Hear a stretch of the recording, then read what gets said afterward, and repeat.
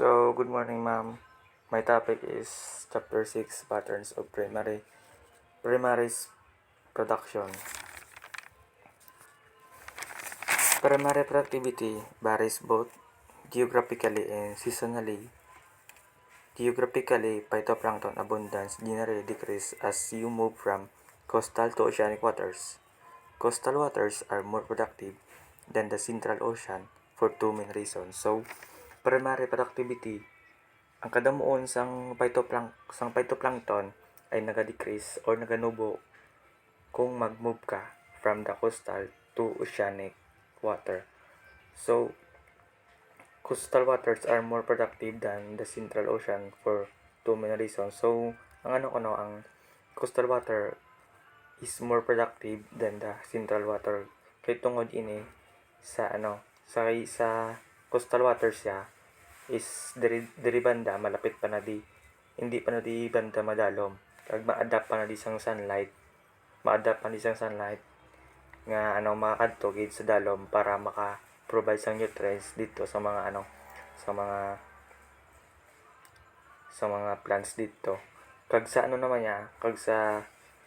Central Ocean amo na di sa Central Ocean naman niya diri naman niya hindi na di ma-adapt sang sunlight because of sang iya kadalumon hindi na maka-diri sa sunlight patos hindi na maka-provide sang nutrients ang sunlight tungod sa kadalumon sang tubig. Amo na nga more productive ang coastal waters ng reason. Next is first runoff from land often contains a high abundance of nutrients which get deposited in coastal waters and simulate production. Second, the shallower bottom along the continental shelf can trap nutrients and prevent from sinking to greater depths.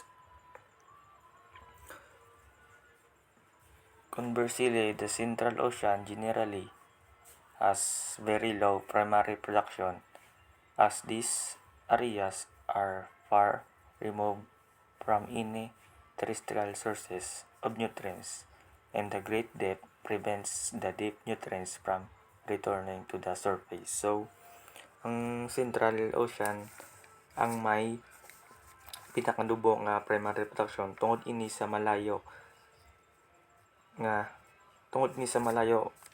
sa terrestrial na madamos ang nutrients kag ang kadalumon sang dagat nagapugong sang nutrients or sang sustansya para hindi mabalik sa babaw. So amo na ginang ang balko nga tungod sa kadalumon sang dagat hindi mabalik ang nutrients or hindi magdiretso ang nutrients kay tungod sa kadalumon sang dagat.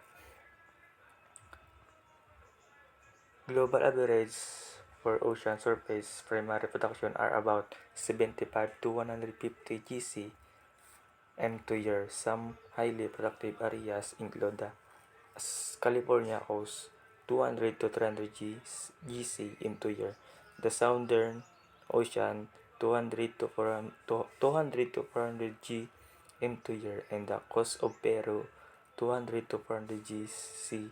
All regions the significant fueling the Central Ocean by contrast produce less than 50 G. So diri makita nato ang average sang California, sang Peru kag sang iban to. Kaso hindi lang masyado makita. Although ay diri banda.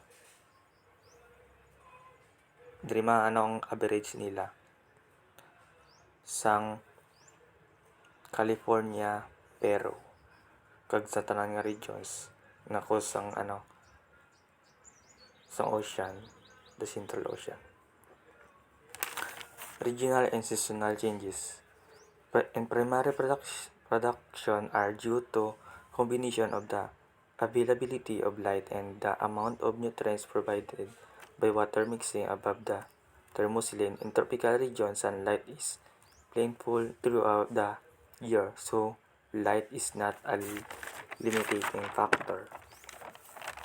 So ang ang pagbago sang tiempo in primary production are driven by light and supply sang nutrients na naimpluwensyahan ng paghalo ng tubig sa taas sang thermosilin. Next is the surface water is always warm and there is always a pronounced thermosilin leading to highly stratified water that prevents the nutrients-rich bottom water from reaching the surface. Seasonal patterns of productivity in the northern hemisphere. Tropical regions are always nutrients limited and show low productivity. Polar regions are light limited in the winter and only display production during the light spring and summer months when light is available. Northern temperate regions have a spring bloom and smaller autumn bloom. So, in the northern hemisphere, the primary production is the rate at which organic matter is created by photosynthetic organisms. So, ang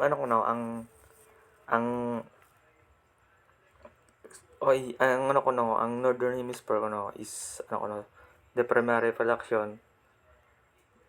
Tapos, ang ga-create sila is ang photosynthetic organism. Nagapakita sang mga seasonal patterns sa iban nga reliyon. Kag ang tropical na region ay naga-experience man sila sang low productivity tungod sa sa limited man ila nga nutrients. Thank you, ma'am.